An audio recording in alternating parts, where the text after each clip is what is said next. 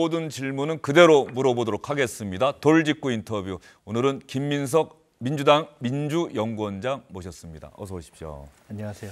김민석이라는 이름 저희 세대는 뭐 다 아는 이름인데 또 시청자분도 오랜만에 뵈니까 인사 한번 하시죠. 그동안 어떻게 지내셨습니까? 지금은 민주연구원장으로 일하고 있습니다. 예. 갑자기 김민석 이름 말씀하시니까 요새 사실은 유명한 김민석이 많습니다. 스케이트 선수, 예. 수영 선수, 탤런트, 예. 가수 잘 뜨고 있는데 제가 지금 인터넷 치면 한참 뒤에 나옵니다. 한 10년 전만 해도 김민석 인터넷에서 검색하면은 가장 앞에 있었을 것 같아요. 요새 10대, 20대 김민석들이 많이 떴더라고요. 예. 그 김민석 스케이팅 선수는 그 아시아 선수 가운데 최초로 1500m에서 동메달을 따서 유명해졌죠. 한번 만나보실 생각 있으십니까? 보면 좋죠. 나중에 한번 김민석들 모아서 한번 봐야 되겠어요. 예. 같이. 자, 민주연구원장 지금은 이제 국회의원은 아니시고요. 민주연구원장은 어떤 일을 하는 것입니까? 집권당인 더불어민주당의 공식 싱크탱크죠. 그래서 장기적인 정책 방향, 장기적인 이념, 장기적인 전략, 대략 그런 것들을 연구한다 이렇게 보시면 되겠습니다. 그중에서 하나, 더불어민주당의 장기적인 전략, 장기적인 비전 어떤 게 가장 대표적입니까? 지금 이미 집권당이 됐는데 말이죠. 제가 최근에 길게 보면 당의 정체성과 비전을 정립해야 된다 이렇게 하면서 한편으로는 과거를 정리하고 한편으로는 이제 앞으로의 방향을 해야 되는데 가령 최근에 과거와 관련해서는 이런 것을 했죠. 3.1운동, 임시정부, 백범을 재조명하고 정립하자. 그러니까 김대중, 그러니까 그 전에는 해공신이키가 있죠. 예. 해공신이키, 김대중, 노무현, 문재인으로 이어지는 이런 민주평화 개혁 세력의 전통이 사실은 3.1운동, 임시정부, 백범과 연결되어 있다라는 것을 정리해 내고 그렇게 해서 앞으로 이것을 어떤 민주평화 개혁 세력의 어떤 토대나 정체성으로 삼자 하는 그런 정리를 한 바가 있고요. 앞으로의 문제는 결국은 어떻게 사실상 50%에 육박하는 지지를 받고 있는 그러한 정당으로서 한반도의 새로운 평화 시대를 주도해 나갈 그런 정당으로서의 비전을 갖춰 나갈 것인가 하는 정치, 경제, 사회, 문화 분야에 대한 것을 아마 올 상반기 내에 이제 순차적으로 발표를 해 나갈 겁니다. 역사적 정통성과 통일이라고 하는 미래 이 부분을 지금 상당히 강조하신 것 같다는 생각이 들고요. 민주연구원에서 일하시는 그 연구원들은 한 몇 분이나 계십니까? 많지 않습니다. 숫자는 그러니까 박사급들의 숫자는 뭐 10여 명 전후인데 자체 숫자가 중요한 것보다는 이제 여당이기 때문에 이미 뭐 국책연구원도 있고 다양한 싱크탱크가 있지 않습니까? 이걸 어떻게 잘 엮어내느냐가 중요한 거여서 그런 작업에 꽤 진도가 나가 있습니다. 장기적인 전략 상당히 중요합니다. 그런데 어쨌든 또 석 달 앞으로 다가온 오늘이 3월 13일이기 때문에 꼭 석 달 남았어요. 지방선거에서 어떻게 더불어민주당이 많은 유권자들의 지지를 받을 것이냐. 그 전략 수립도 민주연구원에서 담당해야 할 다 하는 몫이 것은 아닐까요? 아니지만 좀 단기적인 전략 대응을 주로 하는 당의 전략위원회와 함께 또 뭐 정책위원회도 있고요. 중장기적인 부분 또 선거에 관한 부분 안 할 수는 없죠. 일정하게 하고 있습니다. 지방선거 자신 있으십니까?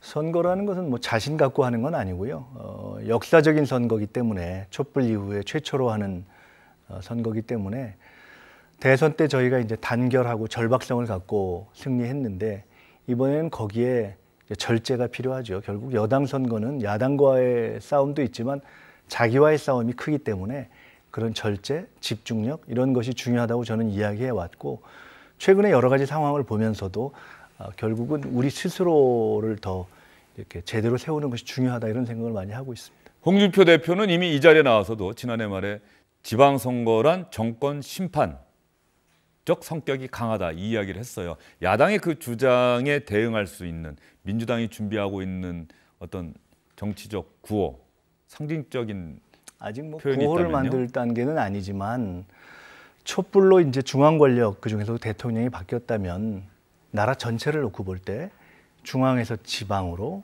또 이제는 일상적인 개혁에서 이제 최종적인 종합물로서의 헌법의 개정으로 또 어떤 정치로부터 일상으로 뭐 이런 한 걸음 더 나아갈 때가 아닌가 또는 뭐 예를 들어 정치 민주화에서 최근에 미투 같은 것도 보면 우리의 전반적인 사회적 관행과 의식의 민주화로 가야 될 이제 그러한 역사적 과제가 있는 것 같습니다. 정권 심판이라는 것은 뭐 하실 수 있는 말씀인데 임기 초반에 더구나 현재의 대통령과 정부의 지지율을 보면 그다지 설득력이 있을 거라고 생각되지는 않고요. 그건 뭐 야당에서 하실 수 있는 말씀이고 저희는 그것보다는 국민을 보면서 지금 국민과 역사와 시대가 원하는 것이 무엇인가 아마 우리가 한 걸음 더 진지하게 가는 것을 국민께서 원하고 있는 것이 아닌가 그렇게 생각하고 있습니다. 미투 운동을 먼저 언급하셨습니다. 미투 운동 관련해서 사실 정치권에서 미투 운동이 일어난다고 한다면은 보수 성향의 야당, 자유한국당이 타겟이 되지 않겠느냐. 자유한국당 내부에서도 그런 전망이 있었는데 지금까지 상황으로는 오히려 민주당, 집권당인 민주당 안에서 더 많은 폭로들이 나오고 있어요.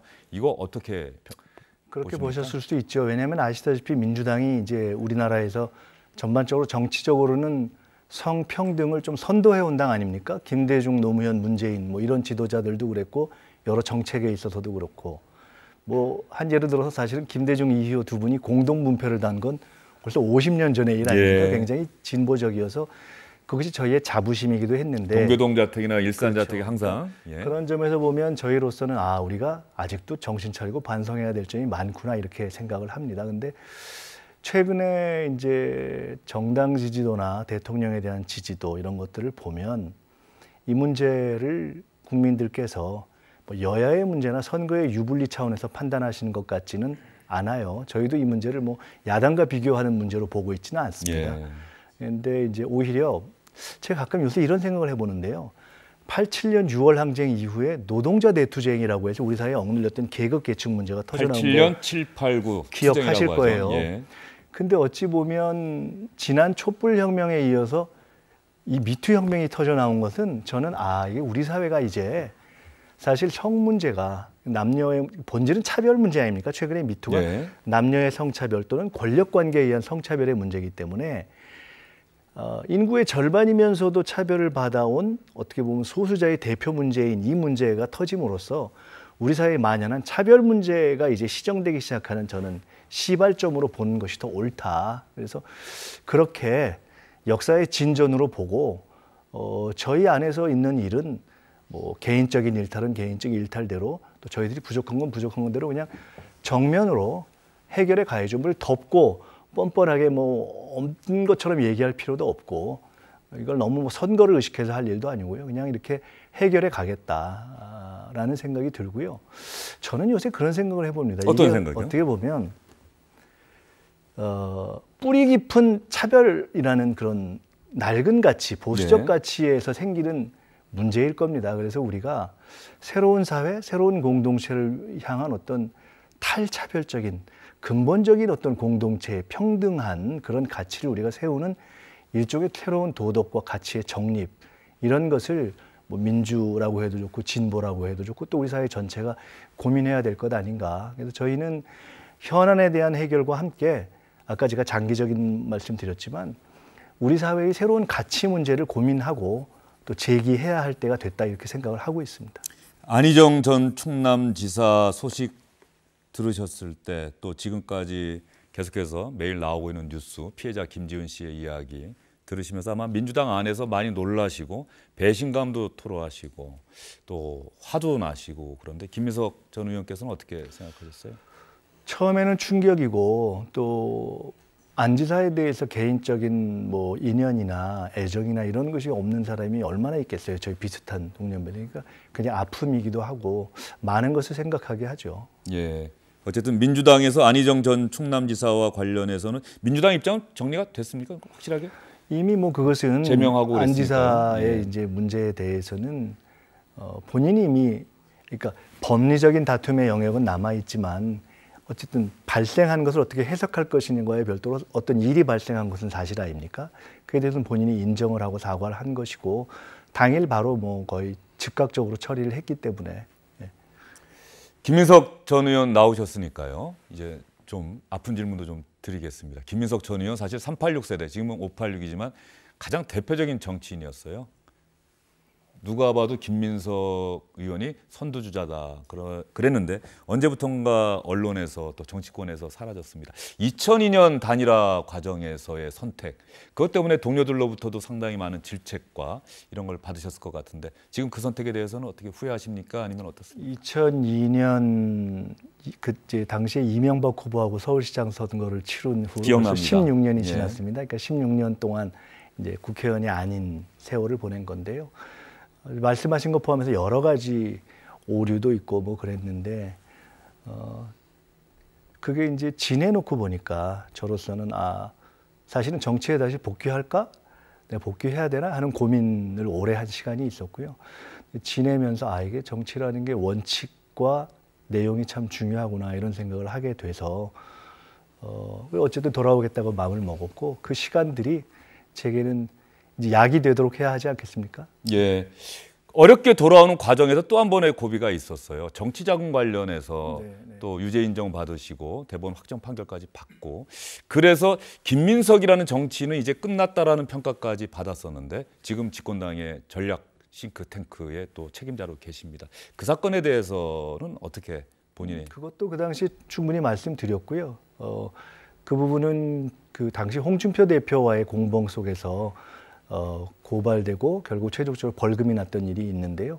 그 부분 제가 죄송한 부분은 죄송하다고 말씀을 드렸고 지금도 그렇고 또 필요하게 또 충분히 설명할 기회가 있으면 설명할 대목도 있을 거라고 봅니다. 민주당의 정치인들의 주류가 처음에 정계 입문하셨을 때하고 많이 바뀌지 않았습니까? 그때만 해도 뭐 동교동계가 주류였다. 저보다 한 10년이나 20년 위에, 그러니까 좀 외람된 말씀이지만 정세균, 뭐 정동영, 추미애 이런 분들과 같이 저희 국회 입사 동기거든요. 그러니까 10년이나 조금 있는데 거의 그래서 10년 이상 분들과 가장 젊은 것이 그런 분들과 같이 정치를 했었는데 이제는 동년배를 넘어서 후배들이 이제 또 정치를 하고 있는 경우도 꽤 있어서 저로서는 한편으로는 그런 새로운 환경이 좋고 또 반갑고 또 많은 걸 배워나가고 그러고 있습니다. 같은 586 세대들과 처음에는 사실 좀 상당 기간 좀 사이가 어색해졌겠다는 생각도 좀 들어요. 2002년의 선택 때문에. 지금은 어떻습니까? 다 복원이 됐습니까? 그 이전에 이미 제가 혼자서 국회의원을 저희 세대도 혼자서 국회의원을 한 기간이 꽤 되지 않습니까? 참 그때는 처신이 어려웠죠. 근데 지금은 제가 중간중간에 같이 일을 할 기회가 있었고 또 이번 대선 과정도 그렇고 해서 계속 노력하고 있고 많은 일들을 같이 하고 있습니다. 14대 총선 때인가요? 서울 영등포에서 나홍배 의원과 맞붙었던 그 당시 20대 후반이었죠. 28이었죠. 그런 김민석 정치인을 기억합니다. 정계에 복귀한 김민석 전 의원. 앞으로의 꿈이나 포부, 생각, 계획 있다면요? 좋은 정치인이 돼야죠. 좋은 정치인이 되기 위해서 준비하고 있고요.